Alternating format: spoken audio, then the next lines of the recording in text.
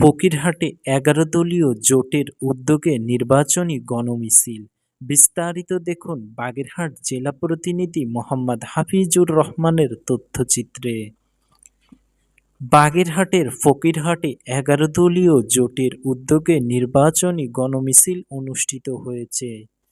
বৃহস্পতিবার ৫ই ফেব্রুয়ারি আসরবাদ ফকিরহাট মডেল থানা চত্বর থেকে গণমিছিলটি শুরু হয়ে উপজেলার বিভিন্ন সড়ক প্রদক্ষিণ শেষে ডাকবাংলো মোড়ে এসে শেষ হয়।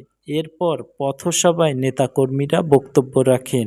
এ সময় বাংলাদেশ জামাত ইসলামী উপজেলা শাখার আমির মাওলানা এবিএম তৈয়বুর রহমান, সেক্রেটারি শেখ আবুল আলাম মাসুম, সহকারী সেক্রেটারি শেখ মামুন হোসেন, নির্বাচনী প্রধান এজেন্ট অধ্যক্ষ মোফাজ্জল হায়দার অন্যান্যরা উপস্থিত ছিলেন।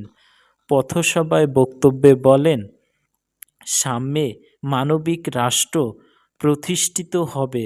ন্যায় এবং ইনসাফের পক্ষে মানবিক রাষ্ট্র গঠনের লক্ষ্যে ভোটাররা হ্যাঁ এবং দাঁড়িপাল্লা প্রতীকে ভোট দেওয়ার আহ্বান জানান।